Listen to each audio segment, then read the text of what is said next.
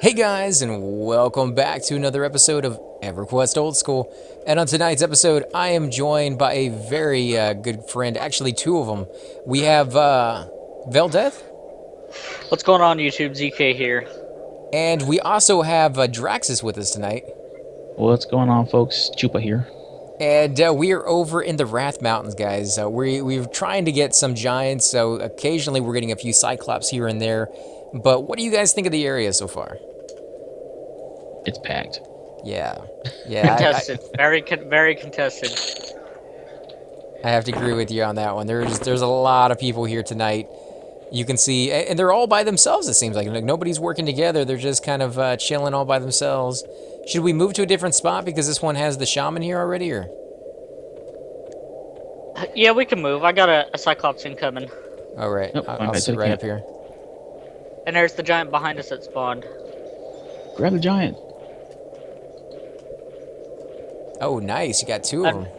No, never mind. Never mind. Somebody else got No, it. Yeah, the Necro got it.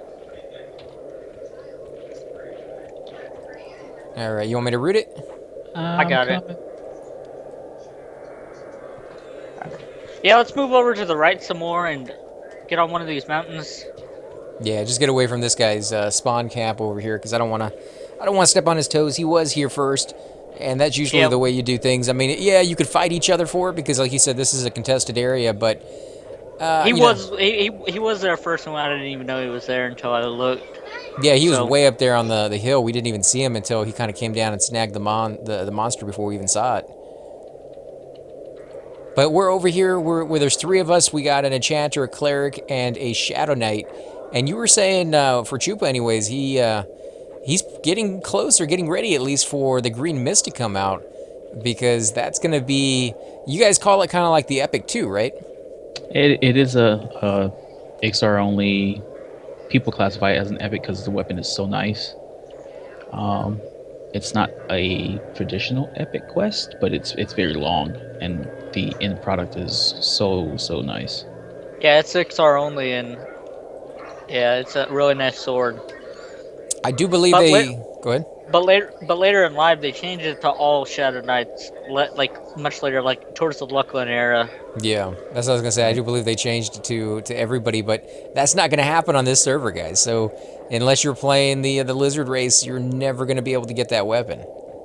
And just for an idea, it's a 18 damage, 22 delay. It's got some stats on it, but the reason why it's so nice for tanking, it's got a debuff of a strength and hit point, or strength and AC debuff, along with a hit point leech effect on it. So it's pretty good for aggro.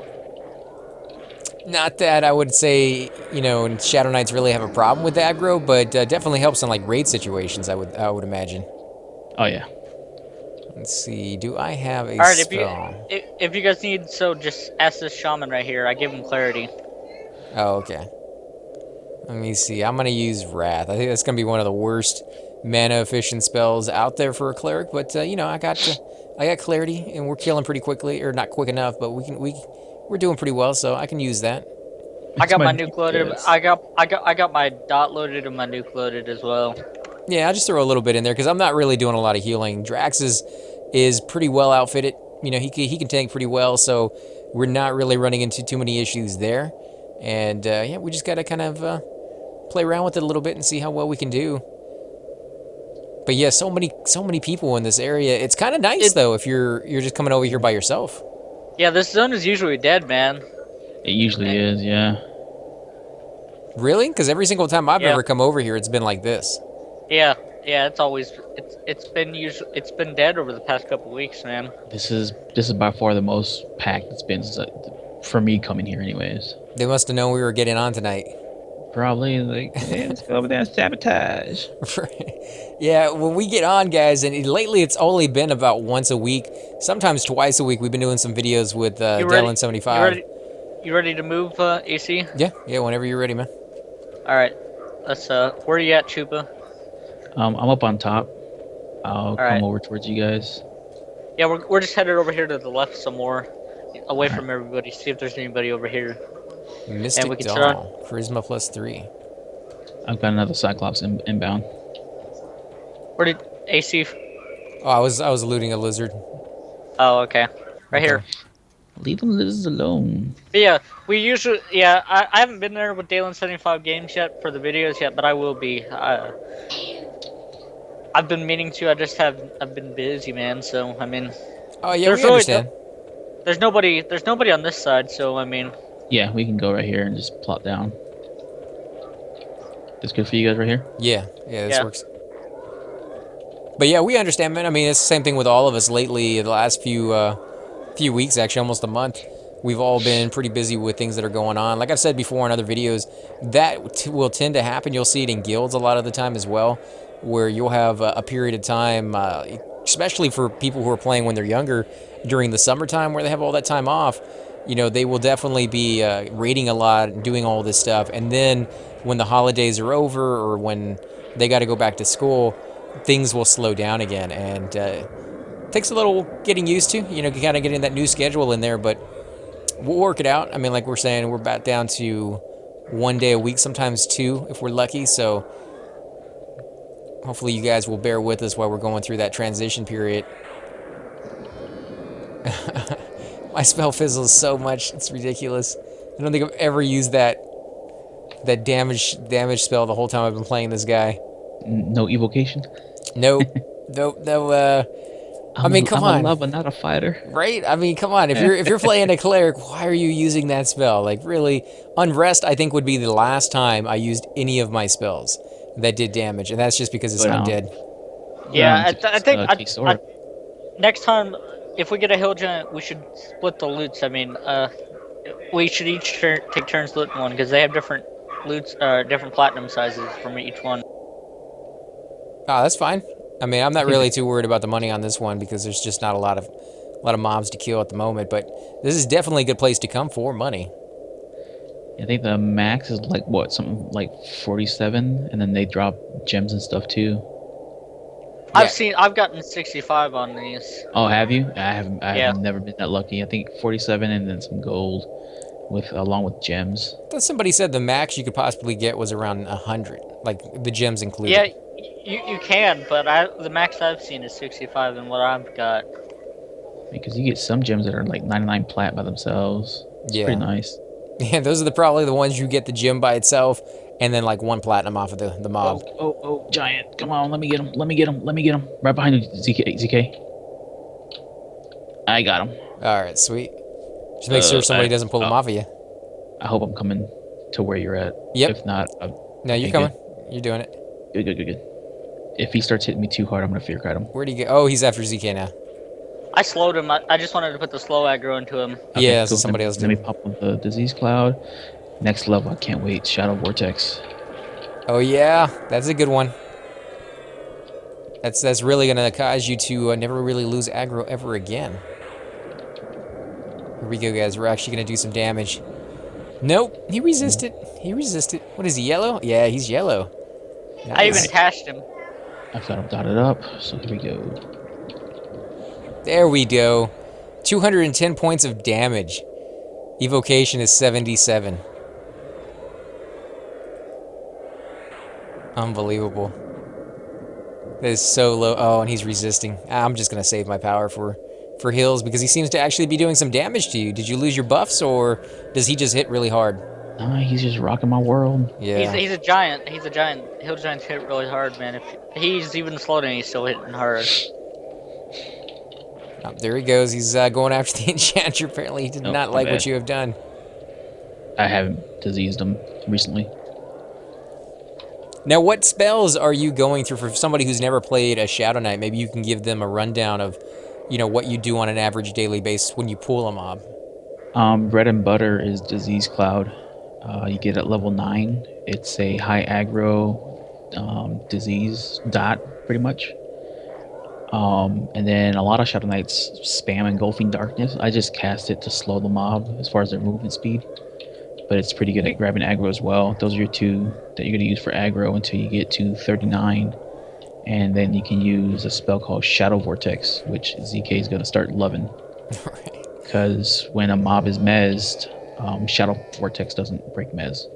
That's one thing I was going to ask you on is that, you know, you're using your dots to get the aggro. what's your rule of thumb on when to cast that? Obviously you want to pull the mob, but are you All right, pulling it with a dot? go ahead and loot that AC. First one goes to the cleric, man. I appreciate it, man. I usually do pull with dots, but I let it be known when I'm grouped with people that the one that I am targeted on when I get to the group is the one that we need to focus because that's the one that's dotted. Right. I'll leave the rest free and clear, which makes it a little difficult when it comes to time to actually break mezzes if we have enchanters or bards. But if we just have people that root, shaman, cleric, whatever the case is, then it's all good to go from there. Right.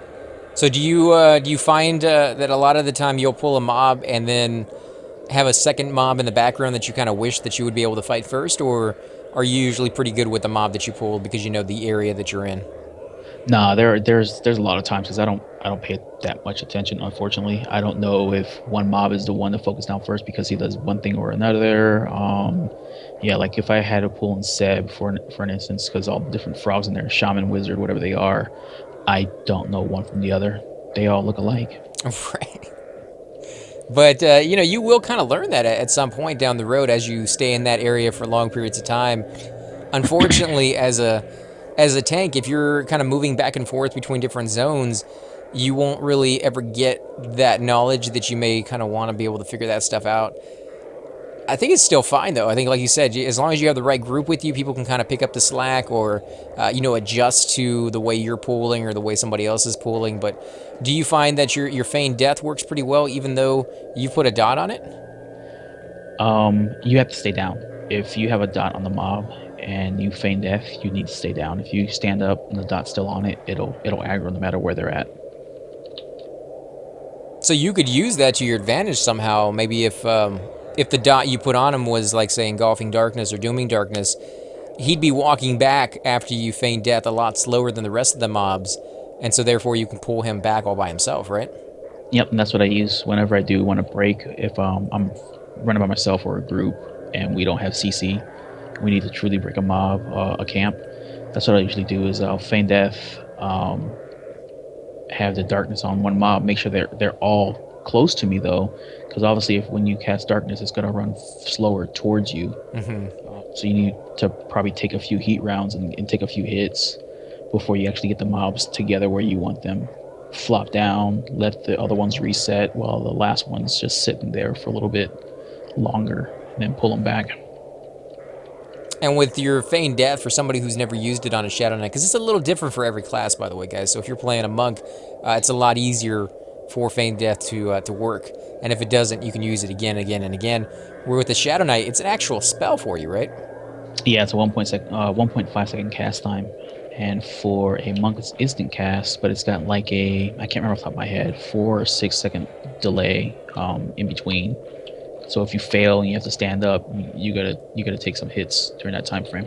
Well, same thing for a Shadow Knight, though. You got a delay on your recast Yes. time, so Yes, you do. you just don't have that instant cast for the first time. Nope, and it almost failed me in Velks the other night on Monday. Well, what happened there? 2% once I actually hit the ground and was good to go. I know my the God. feeling, man. Dude, I if know it the was feeling, not man. if it was not for a necro that saw me, I would not have made it out of there. I would not have gotten my sword. I would have given up. What did the Necro do for you? He saw me flop, and so he healed me from a distance. So I didn't have aggro from the mobs. Oh, nice. And then he mezzed a mob that was near me so that I could stand up and walk away.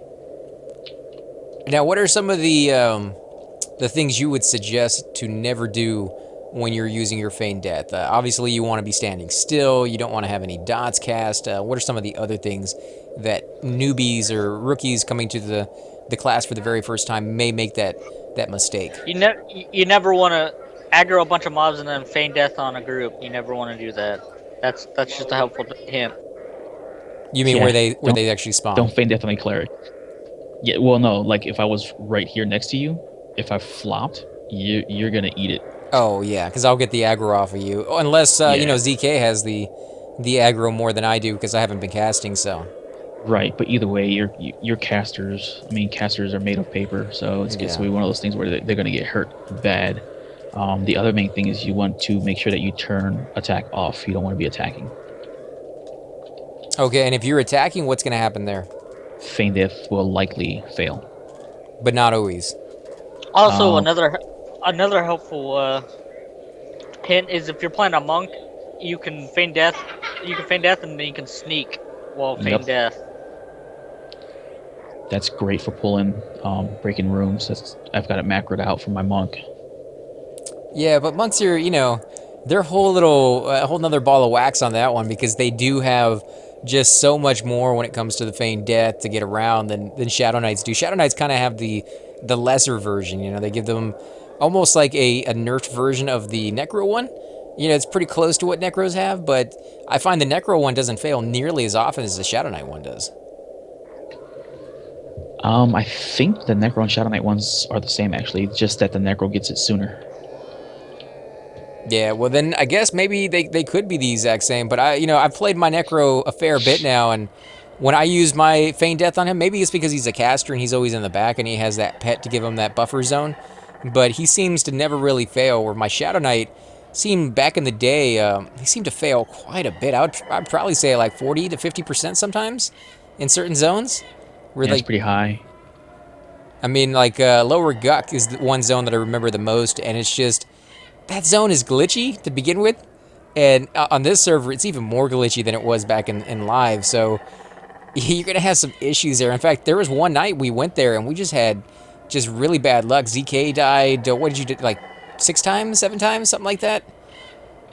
I think you lost a level. We were just not doing very well with protecting him at all. He was doing a lot better than we were, and yeah, it was just one of those nights, and you'll get those every once in a while where things just not going your way, and you can try to power through it. Sometimes that will lead to like the best night you've ever had, but other nights you're just gonna keep dying again and again and again. Have you Yeah, one guys? thing. Go Go ahead. ahead. I'm sorry. No, go ahead. No, go ahead. So one thing you want to pay attention as well. You mentioned Lower Guck. Lots of casters down there. So if a mob is in the middle of casting and you feign death, it's gonna stop moving like the other ones that are around, but it's gonna continue its cast and it's gonna finish its cast. And if it does land on you, because there's always a chance of it resisting, right? If it does land on you, they're gonna pounce and they're gonna attack you. So you want to make sure that if a mob is casting, try to hold off and try to eat that cast before you actually do flop. Now, what's the best way that you found to see if a mob is casting? Do you have an extra chat bar that only shows when mobs are casting, or do you just kind of keep an eye on what mobs are doing from behind you? I try to make sure that when I do go to feign death, I rotate my character around to face the mobs that I'm running away from, so I can physically see it.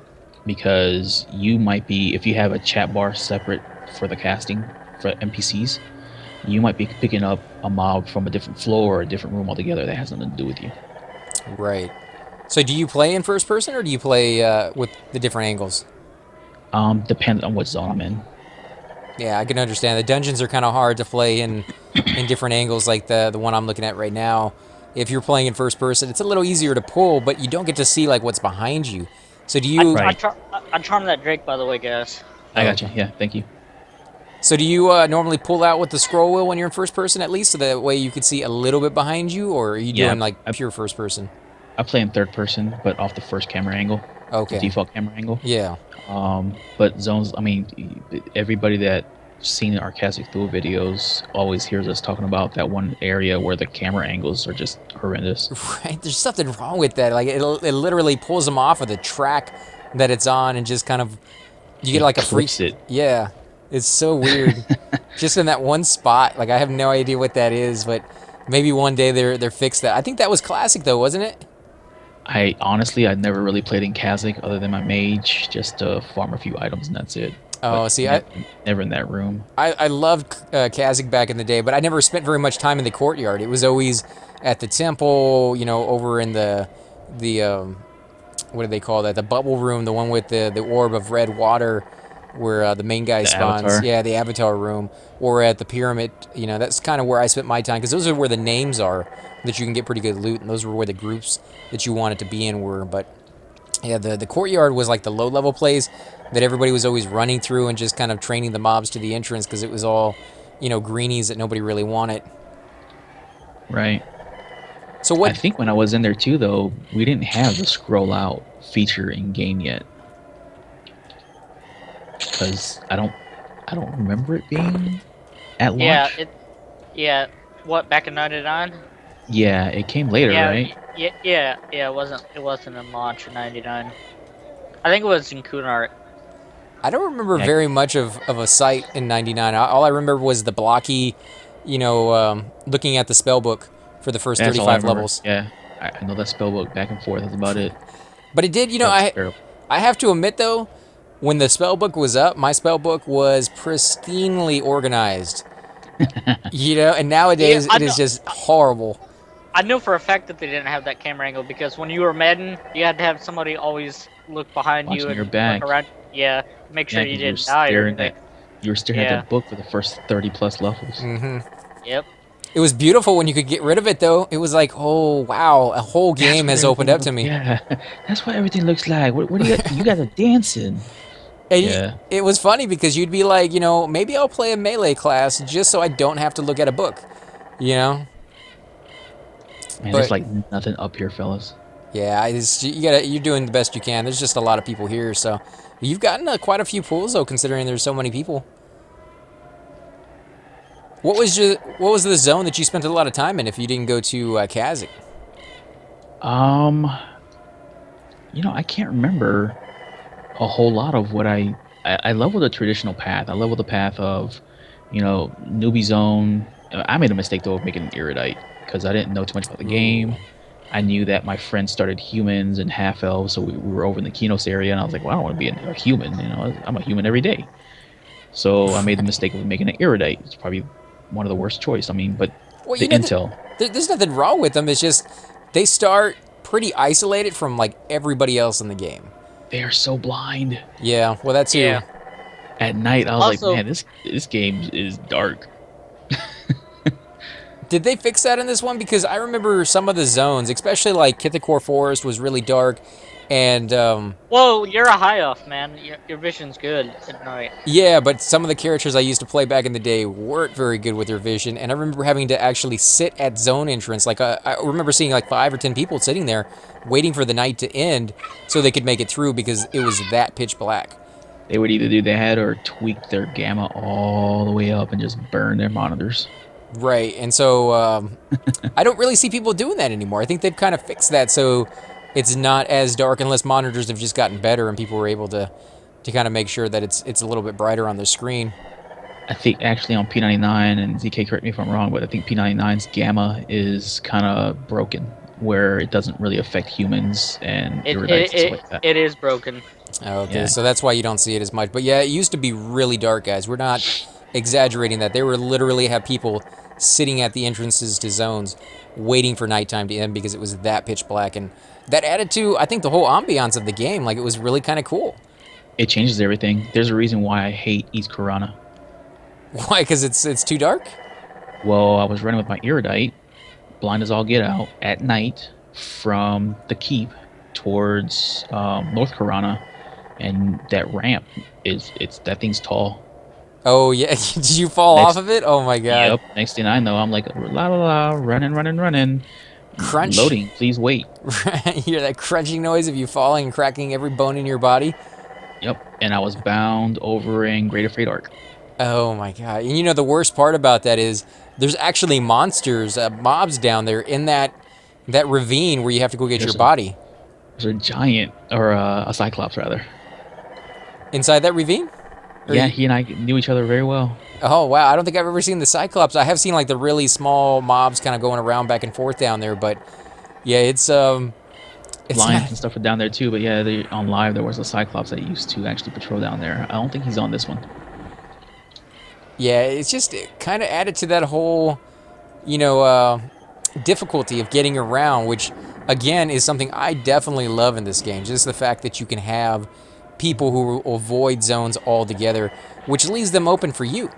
And that may sound kind of greedy, but the same is in vice versa. You'd have zones that you stayed away from because they just didn't appeal to you for some reason, and they were able to go to those zones. So it just kind of added a unique feel to it. You'd find a lot of clerics in undead zones. You'd find a lot of necros in zones that drop bone chips, and you'd find a lot of night vision characters going through the dark woods, even at night, kind of walking into a zone and seeing all like the guys sitting at the entrance and be like suckers, like I can go through it and you guys can't. But then when you got to a zone where this it kind of was, you kind of like rubbed it in their face a little bit because you did a role playing aspect to it that Yeah. I don't see as much. I really don't see people doing role play, and I guess I shouldn't get on to them about not doing it because I haven't done it since I've been back in the game yet either. But I do miss it. I really do. I miss the ogres and the trolls coming on, be like, me want food. I'm sitting in front of the bank, and not letting people out the door. Just strange stuff like that, just kind of added to the whole like fantasy world that you were in for the very first time. Plus, I think a lot of players who came to this game in 1999 were like D&D. Like they were the role playing guys anyways. They were the ones sitting in basements or garages and dressing up and doing that whole board game. Paper, yeah, paper and pencil, or doing muds. Yeah, exactly. Oh my god, I remember muds. Jeez, text-based games. Oh my god. I never did them, but a friend of mine in DC, he was heavy into them. He still is. He still plays them quite a bit.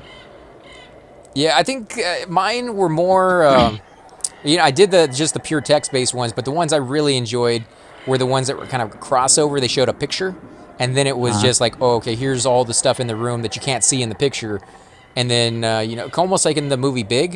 You remember when he's up there and he's fighting like the wizard with his like, and he types in use the red wand or the red fire wand or something like that. Right. It's kind of like that, except without like the graphics that he had in that one. But there was a lot of those, and I see that's kind of coming back. It's almost a resurgence of some of these old school type that some of us gamers grew up playing. Either we're the ones asking for it to come back, and that's why they're giving it to us, or the new generation is like, that's not a bad style. I actually like that style. I'll play that. So, I mean, look at this for an example. This is a 17-year-old game now, actually. Yeah. The anniversary just came up recently. I think that Hill Giant's free, He's man. free. Yep, I'm tagging him right now. Thank you, bow and arrow. well, I mean, according to my statistics on this videos of the series, go ahead. This Hill Giant shooter's, by the way, to loot Chupa. He and AC already got one. Okay. Yeah, I mean, I get pretty much all spectrums of people watching this, from men to women, from, I think, as low as 16 years old all the way up to, 60-something watching the videos. So I guess it does have that broad spectrum of the new and the old kind of coming together and, appreciating something that really was well done. I mean, everything about this game has skill that you can see. The trees are what they are, but at the same time, there is a certain beauty in the way the trees look. There's also, I was gonna say that, like in Kunark, man, like where the Ixars are from, you could actually see the trees move back and forth. Yeah, very, very Right. slightly though, which is the Yeah. key. You don't want too much movement. Yeah, which was awesome back in the day for that kind of stuff. Because back in Classic, the trees didn't even used to move like in this zone. Trees just look like some Lego pieces that were just sandwiched together, and boom, there you go. There's your tree. Yeah, I have to say, even for nowadays, the graphics for this game are still better than some games that I've played. I enjoy it. Yeah, I enjoy these graphics. I will never get tired of these old Everquest graphics, man. Yeah. This is my childhood, man. Well, even if it Yeah. wasn't, I mean, even if like you're coming to the game brand new, I've seen games that are, and not just like games that have no money in the budget. I'm seeing games where people spent a lot of money, AAA titles, to come up with an MMO that don't even come close to competing with the graphics that are in this game. Let's be honest. Look at this sword swinging that I'm doing now, man. That's pure classic right there. That's awesome. Right? It is kind of a, It's like he's swinging a fly swatter. right? Ixars hold that with two handers and they swing it like one handers, man. Look at that. It's like a baseball bat, man. fear me. Rawr. Oh man, yeah. I mean, you could riff on it too. I mean, there's definitely things about it that could have been improved, and they did want to improve them. And as time went on, that's exactly what they did. But I don't know. I still kind of like it better than a lot of the graphics I see nowadays. Of course, there are games out there that just completely and totally blow this game away when it comes to graphics. But Oh yeah. I think MMOs nowadays, They don't come close, and this is really the only game that I can say this about. They don't come close to the communication that you have on this one. They seem to have too much communication. Like World Edit, everybody can communicate with each other on any channel, and basically the chat bar becomes a spam bar, and you don't ever look at it. Everquest 2 was that kind of way towards the end. At the very beginning, it was very much like this, where you could only talk to people who were in the same zone, and only people who were using certain shout outs and things of that sort you could hear zone wide. But then they opened it up, so worldwide OOC out of character for the entire server, and they even went one step. They have that on Red, man. See, Where it's a zone wide message, I wouldn't like It's that. or not a on zone Red. wide. It's Oh, worldwide. worldwide. I meant. Yeah, Sorry. server wide on Red. Yeah. Because That last giant, by the way, was he didn't get his allowance yet. oh really? Yeah, I only got 60 gold off of mine. Yeah, these guys are broke. They've been robbed. Also, we gotta watch out for the rogues pickpocketing him or pickpocketing. Oh, pickpocketing? Yeah. Yeah. Are you doing good on mana there, AC? Or do you need me to start fear cutting these guys? Oh no, I'm doing fine. I was able to Alright. blast a little bit here and there as well. But yeah, it just seems like if you bog down the chat bar with too much stuff, people just start to ignore it altogether, and you lose that intimacy of being able to talk to people right in front of you. I mean, so many times when you first start this game off, you will have nothing going across your chat bar for long periods of time, and somebody runs by and says hi. You see that, like it pops up, and you have like 30 seconds, 40 seconds Yeah. of nothing going on other than the word hi right there, and you're like, okay, I'll reply back to him. But in other games, it goes by so quickly, so much spam. Oh, I'm selling this, I'm buying gold, I'm doing this. You're gonna miss it. You're gonna completely and totally miss that. You're not gonna be able to enjoy that conversation. Go to East Common Lands. Yeah, exactly. Go to East Common Lands, stay there for about half a second, and you will have an idea of what it's like in other games all the time. So you really kind of lose that. Or they just have clunky chat bars to begin with. Like, it doesn't seem like conversation is a huge element that they are trying to incorporate into video games nowadays. And I think that's one of the main reasons this game does so well is the community. Like, that's what keeps you going after a certain point. It's what kept me going when I first joined this game. And a lot of folks still, I mean, most raid guilds, you're required to have Mumble, Vent, TeamSpeak, something. But back when it was live, we didn't have that. Imagine typing everything, coordinating 40 plus people, 80 people in some certain situations just by typing. When I started this game, I was the guy who, did the finger. I was just one finger on each of the letters. I had to look at the keyboard. I didn't know where anything was. And by the time I got done playing this game, I was up to 120 words a minute, no longer looking at the keyboard. This game did that for me. And, Same here, yeah. And I absolutely hated typing before this game. I did not want to learn that. I did not want to do it. And because you're in a fight and you're like, I'm going to die, please somebody cure my blindness, I'm feared, whatever. You're trying to do that while you're fighting and you don't know where the keys are and you're getting angry about it. You figure it out. You learn that crap so you get it done. So this game gave me skills, guys. It gave me skills that actually helped me in my job, which later on became a writer in its own right. So yeah, thank you so much, Everquest, for that, because otherwise I'd still be sitting there. Where's the H button with the one finger? Oh, there it is. Where's the J button? I mean, it'd be ridiculous. That's hilarious, dude. Thank you, Varant. Right? Yeah. I mean, they did it. They definitely taught me something. I think that's your hill giant, by the way. Hey, ZK. Tars Cook? I don't know that guy. Is it a mob? It's a mob. It's a named Cyclops. He's blue, but I don't know if he's like an undercon where he'll just eat my face. I don't know. I do know that there's supposed to be somebody in here for some kind of epic or something, I think, right? Yeah, there's Druid epic piece in here off of the Tainted Cyclops, which turns into the Corrupted Cyclops, but that guy I have no clue, and I just don't want to lose my face tonight. Right. It's special to me. Here we go, and the little Cyclops coming in. But guys, I think we're going to go ahead and end the first episode here. We're going to be shooting several videos here tonight. It's a pretty cool place, and I think we've actually gotten a nice little camp going on. Maybe not the fastest experience in the world, but if you get lucky on these giants, you will get a decent amount of loot off of it. And as you have seen in other parts of the video that we were showing you earlier, you have a lot of people down here doing this solo. And so you can kind of just do it every, what do you guys say, every 6 minutes is the spawn time? There's one spawn that was just down the ways. That's a 6 minute static spawn, and then he'll take I'm off back. like that. But I Yeah. think the rest of the area is about 6.5 minutes. Yeah. Yeah, so Also, there's a few names that you need to be aware of. There's Brood Bloodbeater, there's Petrofin, and there's I forget the name to Lizard Man. Oh yeah, I can't remember him. He's terrible. Petrofin be nice to get tonight if we can actually handle him. yeah, Chupa was just saying he saw another name up there as well. Name's Cyclops, and I can't remember if he actually hits like a freight train or not. Tars Cook or something. Let's go kill him. Okay. Yeah, we could try it. I got feigned death. But guys, we want to thank you again for watching, and we will definitely catch you all next time. Subscribe. Big shout out to Cypher.